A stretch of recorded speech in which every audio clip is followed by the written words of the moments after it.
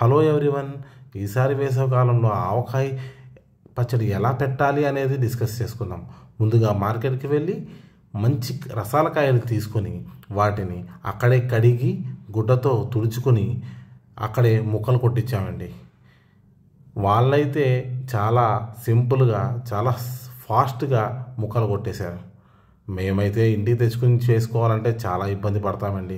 ఎందుకంటే మన ఈ రోజుల్లో ఎవరు కొడతారండి? అప్పట్లో అంటే మా తాతగారు, మా పెదనాన్నగారు, మా నాన్నగారు వాళ్ళు కొట్టేవాళ్ళు, కానీ ఈ రోజుల్లో మనం కొట్టడం అనేది చాలా కష్టమండి.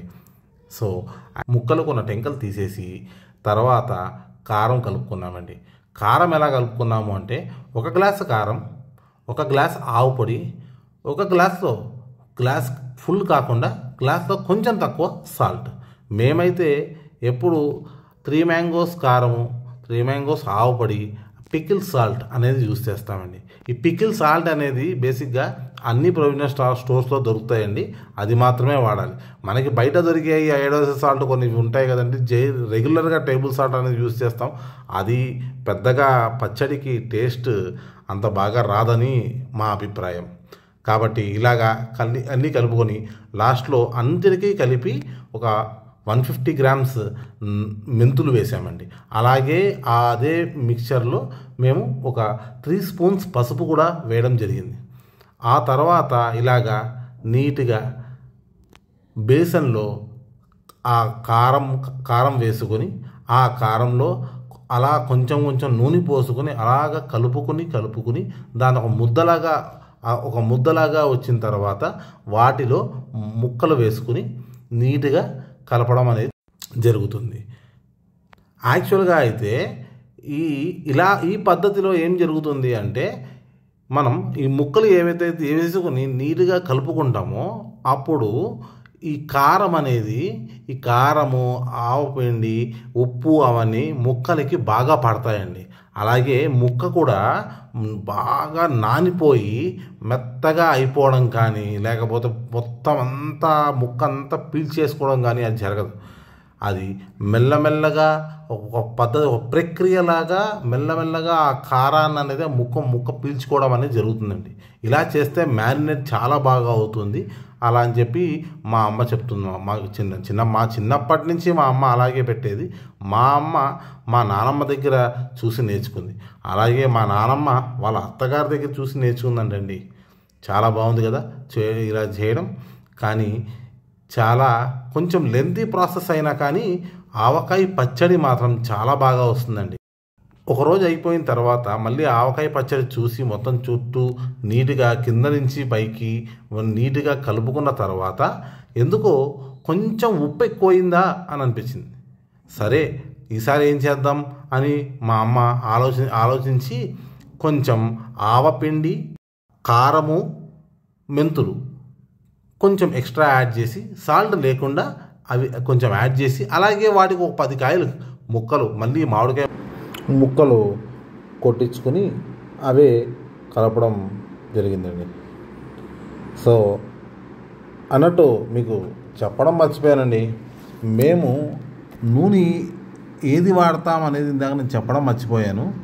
మేము మాత్రం ఎప్పుడు ఏఎస్ బ్రాండ్ నువ్వుల నూనె మాత్రమే వాడతామండి. ఎందుకంటే నువ్వుల నూనె ఎంత రుచికరంగా ఉంటుంది అంటే దాని ముందు పల్లీల నూనె కూడా పనికిరాదండి. ఇలాంటి పచ్చళ్ళు బాగా నిలవుండే పచ్చళ్ళు ఎప్పుడైనా నువ్వుల నూనెతో పెడితే చాలా రుచికరంగా ఉంటాయి. అలాగే మంచి అతి తొందరగా పచ్చడి పాడవడం అనేది ఎప్పుడు జరగదండి. కొంతమంది పచ్చళ్ళు బూజు పట్టడాలు అలాంటివి చాలా జరుగుతూ ఉంటాయండి. మరి వాళ్ళు ఎలాంటి ఆయిల్ వాడతారనేది నాకు సరిగ్గా తెలియదు, కానీ మేము మాత్రం ఎప్పుడు ఏఎస్ బ్రాండ్ నువ్వుల నూనె మాత్రమే వాడతాం. ఇలాగా మళ్ళీ అన్ని ఎక్స్ట్రా ఆయిల్ కూడా వేసుకుని నీట్గా కలుపుకొని ఆ తర్వాత వీటిని మొత్తం కలిపేసిన తర్వాత వీటిని ఒక రోజు అయిన తర్వాత రుచి చూసి బాగుంది అనిపిస్తే అప్పుడు దాన్ని ఆవకాయ జాడీల్లో పెట్టి మేము గుడ్డ కట్టేసి పక్కన పెట్టేస్తామండి. మళ్ళీ ఒక 4 రోజుల తర్వాత మళ్ళీ జాడి అనేది తెరవడం జరుగుతుంది. అప్పుడు దాని ఆవకాయ అనేది దాని అసలైన టేస్ట్ అనేది అప్పుడు తెలుస్తుందండి. ఎందుకంటే ఈ ఆవకాయలో ఏదైతే ఈ మామిడికాయ ముక్కలకు ఉన్న పులుపు, పిండికి ఉన్న ఘాటు, మన కారం, అలాగే దానికి ఉన్న ఏదైతే మనం యాడ్ చేసిన మెంతులు ఏదైతే ఉంటాయో వీటి అన్నీ కలిపితే వచ్చే టేస్ట్ ఏదైతే ఉంటుందండి అదేనండి. అదే ఒక అమృతం లాంటి టేస్ట్.